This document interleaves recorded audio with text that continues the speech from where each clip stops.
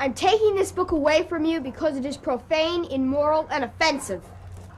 What does that mean? We find Superfudge by Judy Blume to be profane, immoral, and offensive. Banned Book Week reminds us of the many children's and young adult books which are challenged, censored, and banned across America. Books like Robert Cormier's The Chocolate War, challenged because it has an unhappy ending, and Catherine Patterson's Bridge to TERABITHIA, challenged because it promotes disrespect to parents and it contains profanity like "Oh Lord" and "damn." If you ask me what is the cause of censorship, I would say it is fear.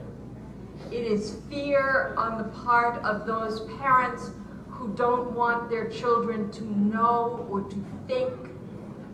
They're afraid if they read about it, they're going to go out and do it. People are so afraid that if you write about drugs, the way drugs really are, what's going to happen? The kids are going to say, "Oh, that sounds wonderful. People lying in the street, lying in the gutter and having sex in the hallways for drugs. Great. Then you go and do it." But this is what I think they believe that. I'm sure I've read a book that tells like a teacher or about how kids make fun of their teacher, and it doesn't make you want to do that. You just interpret it the way you interpret it and move on. I looked again at that first sentence, and I realized nobody was going to publish a book that began "Junior high sucks." So I crossed it out, and I wrote "Junior high stinks." So I crossed that out. Then I wrote "Junior high is lousy." Then I started to cry, and I wrote "Middle school is not all that I had hoped."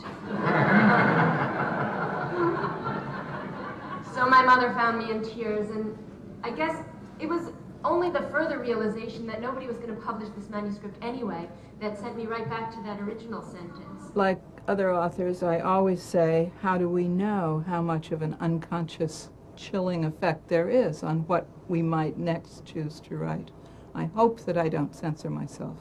I'd like to think I don't censor myself, but always there's that little hanging question. Is this book club going to take it? Is somebody going to complain? Am I going to lose sales for one word? I guess the thing that interests me the most about the censorship of my own work is what seems to get singled out by people. The book that I'm proudest of is a book called California Blue.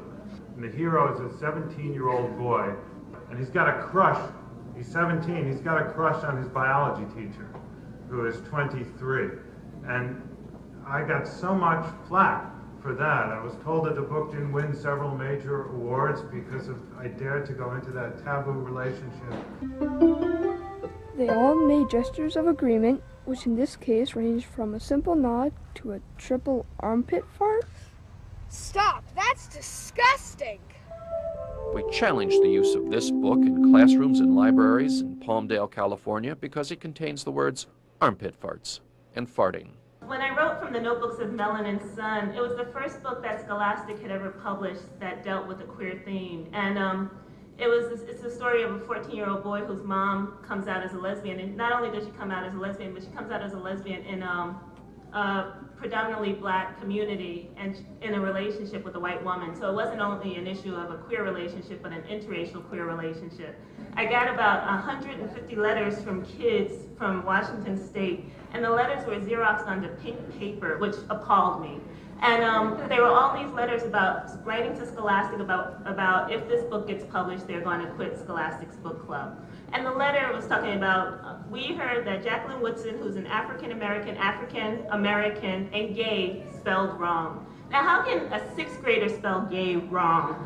I mean, G-E-Y for gay, and so here they are, and it was obviously this class project of writing these letters to Scholastic to censor this book. And I just thought, this is so sad that they're teaching them about censorship before they teach them grammar.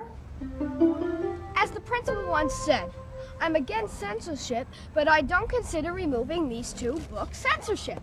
Huh? In 1990 in Iowa, the school principal was quoted as saying about these books, I'm against censorship, but I don't consider removing these two books censorship. One Fat Summer was a very important book to me. It was kind of semi-autobiographical about a boy who, like me, was very fat and lost all his weight 40 pounds one summer, changed his life and changed his environment.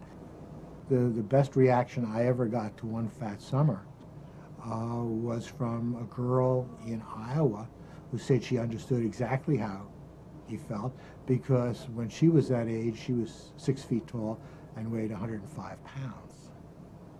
So I realized that it was, about our bodies and about how we feel about ourselves. And the idea that Judy Blume is being censored anywhere in America, I find criminally absurd. She has been one of the best teachers, the last 2 generations of kids, including my kids, have ever had. Judy Blume's books helped my life, definitely. Not that I was having major trouble, but certainly didn't corrupt me. It's a pleasurable memory. I mean, it's everyone you mentioned Judy Blume to, it's part of your childhood. I can't imagine not having her in my past. I mean, I don't know if she changed me, but she, definitely made life easier. She shed light on things that were mysterious, that I think you wanted to understand what they were about, and it was a way to do that privately, alone by yourself. And if you wanted to, then you could talk to a friend, or you could talk to your sister, or you could talk to your mother. But it was a one-on-one, it was an exchange. It was a singular exchange between you and the book, and it was good information, I think, and good stories. I'm in the milk and the milk's in me. Stop! You shouldn't see that. Why? There's no point in that nudity. But I'm a boy. In 1992, this book was challenged in Minnesota because a parent felt, quote, it could lay the foundation for future use of pornography. I read a lot as a kid. I read in bed, I read under the covers, I read everywhere. I remember being scolded for reading as I walked along the sidewalk.